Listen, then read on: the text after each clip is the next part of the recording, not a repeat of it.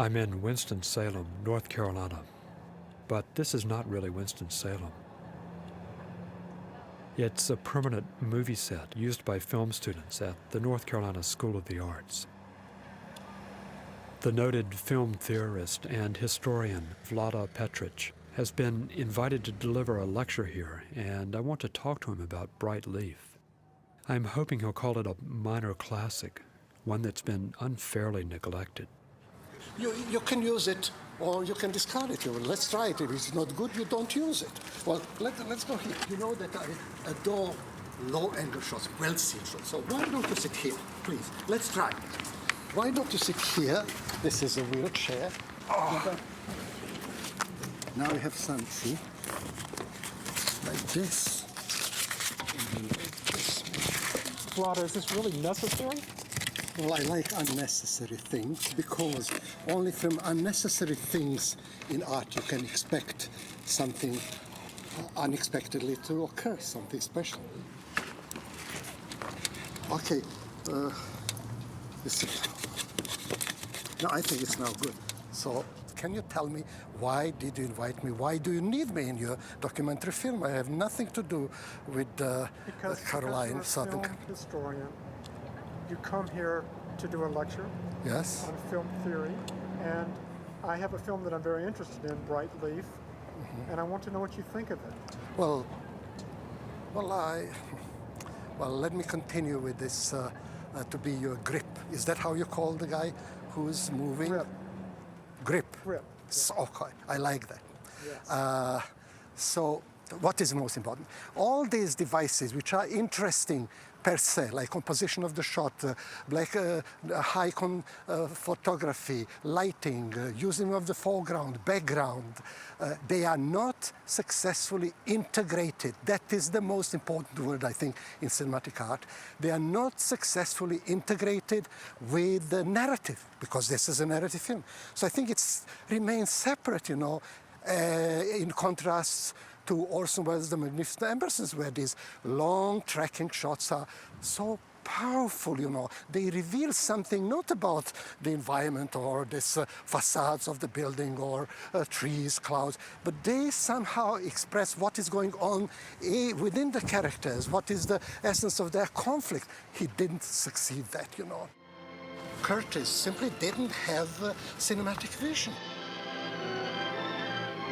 I'll admit that due to my excitement about discovering Bright Leaf, I may have been somewhat blind to its artistic limitations, like this cheesy rise to success montage. But still, I think Professor Petric is missing my point.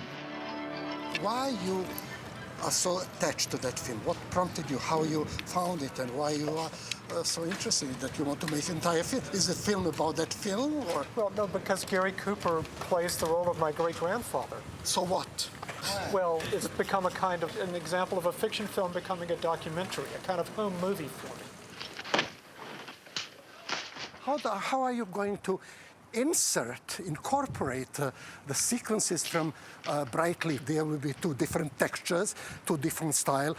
Karl Freund's photography is expressionistic, don't you think?